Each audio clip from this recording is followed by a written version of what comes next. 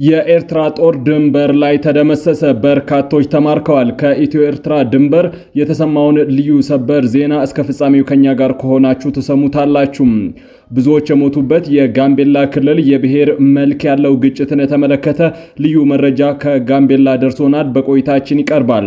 የተለያዩ አዳዲስ መመሪያዎችን እያወጣ የሚገኘው ብሔራዊ ባንክ ለባንኮች አዲስ ትዕዛዝ ሰጥቷል። ሰፋ ያለ ዘገባ ይዘነበታል። ጠቅላይ ሚኒስትር አብይ አህመድ የቻይናውን የውጭ ጉዳይ ሚኒስትር ተቀብለዋል። ለሰዓቱ ከመራረጥናቸው ዘገባዎቻችን በቅድሚያ የሚቀርበው ርዕሰ ጉዳይ ነው።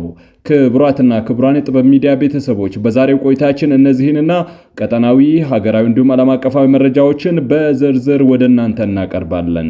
ጥበብ ሚዲያ በጋዜጠኞች የተመሰረተ ሚዛናዊና ተአማኒ መረጃዎችን በየዕለቱ የሚያደርሳችሁ ገለልተኛ ሚዲያ ተቋም ነው። ለቤቱ አዲስ የሆናችሁ ሰብስክራይብ በማድረግ የደወል ምልክቷን በማብራት የቤቱ አባል ትሆኑ ዘንድ በታላቅ ትህትና እንጋብዛለን። ለወዳጅ ዘመድ ወደ ሀገር ውስጥ ገንዘብ ለምትልኩ እንዲሁም ዓለም አቀፍ ንግድ ላይ ለተሰማራችሁ ውድ ቤተሰቦቻችን ይረዳችሁ ዘንድ የውጭ ሀገር ገንዘቦችን ዕለታዊ የምንዛሬ ዋጋ እንነግራችኋለን። አብራችሁን ሁኑ። ዛሬ በዳሽን ባንክ አንድ የአሜሪካን ዶላር 151 ብር ከ6 ሳንቲም ሲመነዘር የአውሮፓ ዩሮ 177 ብር ከ4 ሳንቲም ይመነዘራል። ፓውንድ ስተርሊንግ 204 ብር ከ7 ሳንቲም፣ የስዊዝ ፍራንክ 172 ብር ከ6 ሳንቲም፣ የተባበሩት አረብ ኤምሬቶች ድርሃም 41 ብር ከ3 ሳንቲም፣ የሳውዲ ሪያል 40 ብር ከ5 ሳንቲም፣ የቻይና ዩዋን 21 ብር ይመነዘራል። በአቢሲኒያ ባንክ አንድ የአሜሪካን ዶላር 152 ብር ከ2 ሳንቲም፣ ፓውንድ ስተርሊንግ 206 ብር ከ3 ሳንቲም፣ የአውሮፓ ዩሮ 180 ብር ከ5 ሳንቲም፣ የስዊዝ ፍራንክ 190 ብር ከ4 ሳንቲም፣ ድርሃም 43 ብር ከ9 ሳንቲም፣ ሪያል 43 ብር ከ5 ሳንቲም፣ የቻይና ዩዋን 21 ብር ከ7 ሳንቲም በዕለቱ እየተመነዘረ ነው። በህብረት ባንክ አንድ የአሜሪካን ዶላር 151 ብር ከ8 ሳንቲም፣ ፓውንድ ስተርሊንግ 206 ብር፣ የአውሮፓ ዩሮ 180 ብር እየተመነዘረ ነው። ጠቅላይ ሚኒስትር አብይ አህመድ የቻይናውን የውጭ ጉዳይ ሚኒስትር ተቀብለው አነጋገሩ። ጠቅላይ ሚኒስትር አብይ አህመድ ለሁለት ቀናት ይፋዊ ጉብኝት ወደ ኢትዮጵያ የመጡትን የቻይናውን የውጭ ጉዳይ ሚኒስትር ዋንግ ያንን በብሔራዊ ቤተ መንግስት ተቀብለዋል። እንደ ጠቅላይ ሚኒስትር ጽህፈት ቤት ገለጻ ጉብኝቱ የወል ፍላጎቶች በሆኑ ሁለትዮሽ ግንኙነቶች፣ ቀጠናዊ ጉዳዮች ላይ የሚደረጉ ውይይቶችን እንደሚያካትት ይጠበቃል። የቻይና የውጭ ጉዳይ ሚኒስትር ዋንግ ይ በኢትዮጵያ እያደረጉ ያሉት ጉብኝት ከታህሳስ 29 እስከ ጥር 4 2018 በአፍሪካ ሀገራት የሚያደርጉት ጉብኝት አካል መሆኑን የውጭ ጉዳይ ሚኒስቴር አስታውቋል። ይህ ጉብኝት ከአዲስ አበባ በተጨማሪ ሶማሊያ፣ ታንዛኒያና ሌሴቶን እንደሚያካትትም ተመላክቷል። ሚኒስትሩ በአዲስ አበባ ቆይታቸው በአፍሪካ ህብረት ዋና መስሪያ ቤት በሚካሄደው የቻይና አፍሪካ የህዝብ ለህዝብ ግንኙነት መክፈቻ ስነ ስርዓት ላይ ይሳተፋሉ ተብሎ ይጠበቃል። ይህ ጉብኝት የቻይና የውጭ ጉዳይ ሚኒስትሮች በየዓመቱ መጀመሪያም የውጭ ሀገር ጉብኝቶችን ወደ አፍሪካ በማድረግ ለ36 ተከታታይ ዓመታት የዘለቀውን ልምድ ያስቀጠለ ሲሆን ይህም ቤጂንግ ለአህጉሪቱ የምትሰጠውን የረጅም ጊዜ የዲፕሎማሲያዊ ትኩረት በግልጽ ያሳያል ተብሏል።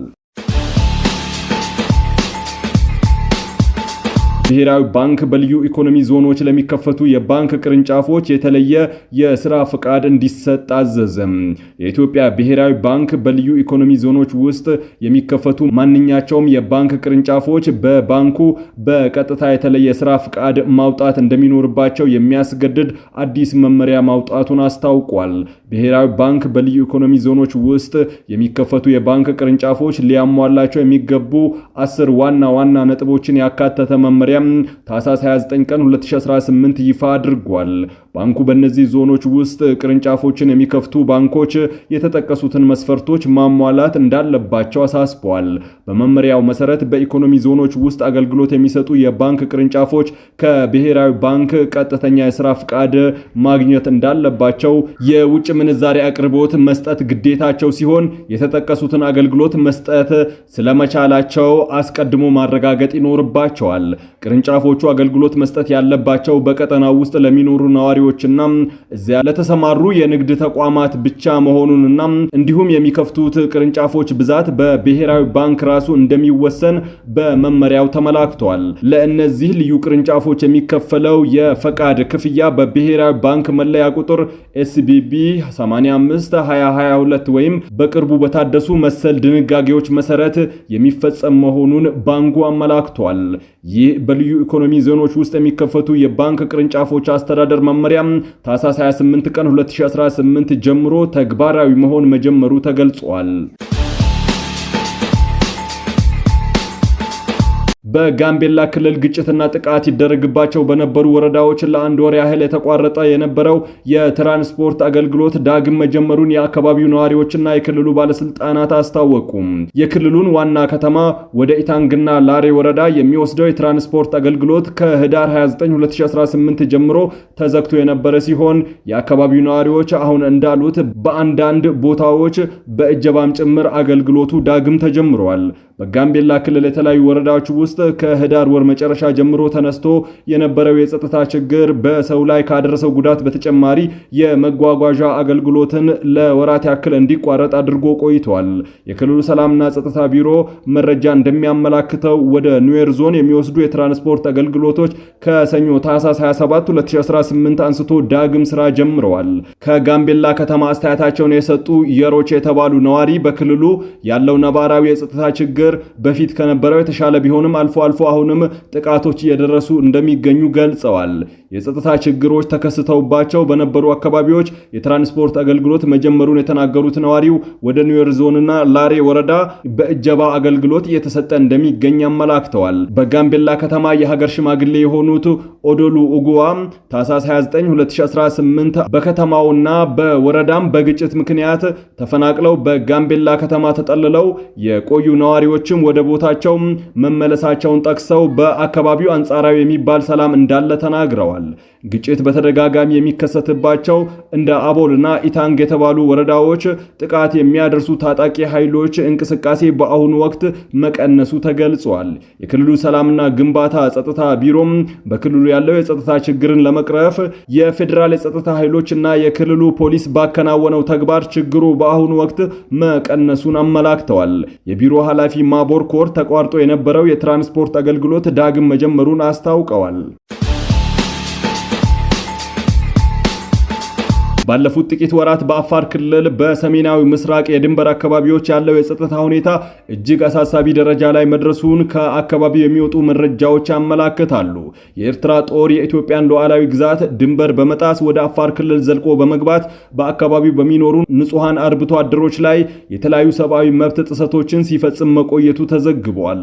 ይህ ድርጊት በአካባቢው ማህበረሰብ ላይ ከፍተኛ ስጋትን የፈጠረ ሲሆን ለወራት የቆየ ትንኮሳና ግፍ በመጨረሻም ወደ ለየ የግጭት እንቅስቃሴ መሻገሩ ታውቋል።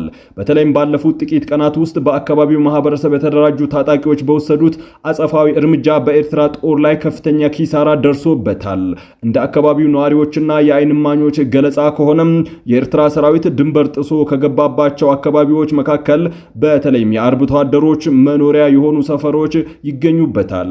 በእነዚህ አካባቢዎች ጦሩ የንጹሃንን መኖሪያ ቤት በማቃጠል የቀንድ ከብቶችን በመዝረፍና ነዋሪዎችን ያላንዳች ምክንያት በማሰርና በማሰቃየት የሰብአዊ መብት ጥሰቶችን ሲፈጽም ቆይተዋል። ይህ ድርጊት በርካታ የአካባቢውን ነዋሪዎች ከቀያቸው እንዲፈናቀሉ ያደረገ ሲሆን ማህበረሰቡ ራሱንና ንብረቱን ለመከላከል በሚል ከአካባቢው የተውጣጡ ታጣቂዎችን በማቀናጀት ወደ መከላከል እርምጃ እንዲገባም ተገዷልም ተብሏል።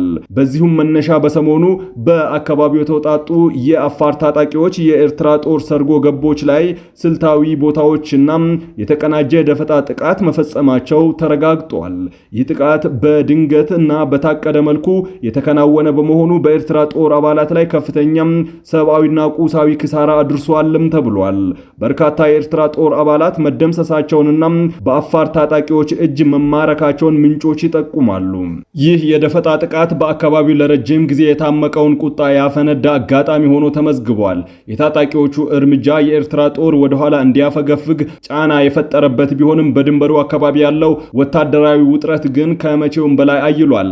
የኤርትራ ጦር ተጨማሪ ኃይል ወደ ድንበር እያስጠጋ እንደሆነ የሚነገር ሲሆን ይህ ሁኔታ በሁለቱ ሀገራት መካከል ያለውን ግንኙነት ይበልጥ የሚያሻክርና ቀጠናዊ አለመረጋጋትን ከፍተኛ ደረጃ ሊያደርስ እንደሚችል ተሰግቷል። በአፋር ክልል ድንበር አቅራቢያ እየተከሰተ ያለው ይህ ግጭት የንጹሃን ዜጎችን ሕይወት ለአደጋ እየጣለ ይገኛል። የኤርትራ ጦር የፈጸመው ተደጋጋሚ የድንበር ጥሰትና የሰብአዊ መብት ጥሰት ለአሁኑ ግጭት መቀስቀስ ዋነኛ ምክንያት ሆኖ ቢጠቀስም ጉዳዩ ወደ ሰፋ የሁለትዮሽ ጦርነት እንዳያመራ ከፍተኛ ጥንቃቄ እንደሚያስፈልግ ተንታኞች ይናገራሉ። በአሁኑ ወቅት በአካባቢው ያለው ውጥረት ከፍተኛ በመሆኑና ሁለቱም ወገኖች በወታደራዊ ዝግጅት ላይ ስለሚገኙ የዓለም አቀፉ ማህበረሰብና የሚመለከታቸው የመንግስት አካላት ለጉዳዩ አስቸኳይ ትኩረት ሰጥተው የሁለቱን ሀገራት ጦርነት ለማስቆም እንዲሰሩ እያሳሰቡ ይገኛሉ። የደቡብ የመን ተገንጣይ ቡድን መሪ በድብቅ አቡዳቢ ገቡ። የተባበሩት አረብ ኤምሬቶች በሳውዲ አረቢያ የሚታደኑትን የደቡብ የመን ተገንጣይ ቡድን መሪ አይዱር አልዙበይዲን በድብቅ ከየመን በሶማሌላንድ በኩል ወደ አቡዳቢ መውሰዳቸው ተዘግቧል። የቀድሞ የኤደን ገዢ አይዱር አልዙበይዲን በደቡባዊ የመን ለመገንጠል በፍጥነት የሚዋጋውን የደቡብ የመን ሽግግር ምክር ቤት መሪ ናቸው። አይዱሩሲ የሚመሩት ቡድን ከተባበሩት አረብ ኤምሬቶች ከፍተኛ ወታደራዊ ድጋፍ ይደረግለታልም ተብሏል።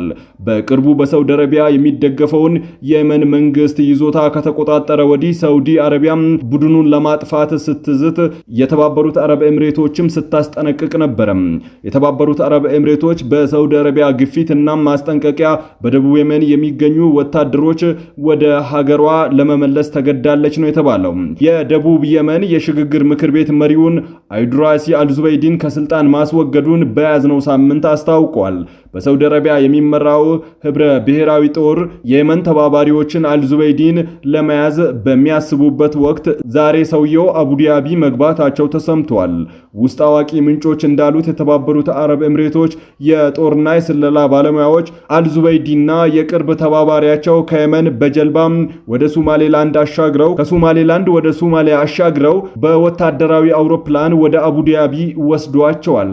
ክቡራትና ክቡራን የጥበብ ሚዲያ ቤተሰቦች ለሰዓቱ የመራረጥናቸው ዘገባዎቻችን በዚህ አብቅተዋል። መረጃን ከጥበብ ስለተከታተላችሁ ከልብ እናመሰግናለን። ለቤቱ አዲስ የሆናችሁ ሰብስክራይብ በማድረግ የደወል ምልክቷን በማብራት የቤቱ አባል ትሆኑ ዘንድ በታላቅ ትህትና ጋብዘን ተሰናበትን። ሰላም።